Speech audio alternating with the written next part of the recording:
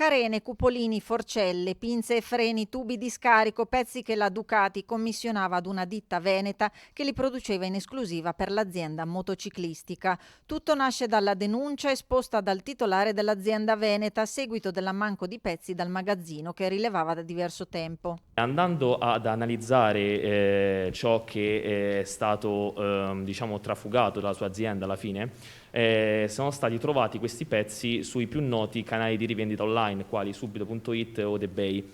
E di conseguenza questi pezzi venivano rivenduti da un'azienda una ditta individuale con sede legale in provincia di Venezia, ma di fatto operante sul territorio padavino. Società riconducibile ad una coppia, lei di Fossò, lui di Padova, dove aveva sede il magazzino, coppia che si avvaleva della collaborazione di un dipendente infedele rumeno di una società logistica bolognese operante nel settore del ricambio pezzi moto, il quale, dopo averli trafugati, li rivendeva alla società dei due.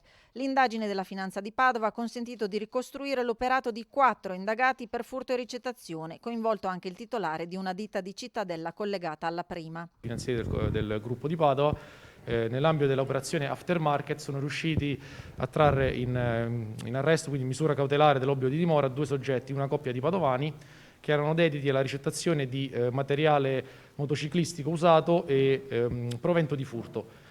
E riusciti a segnalare alla tutela giudiziaria altri 2 soggetti, uno titolare di una ditta individuale a Cittadella ed un altro soggetto responsabile del furto di questi pezzi ricettati. La Guardia di Finanza ha dato esecuzione a perquisizioni locali e domiciliari nell'ambito delle province di Padova, Venezia e Bologna, sequestrati pezzi per un importo di 100.000 euro.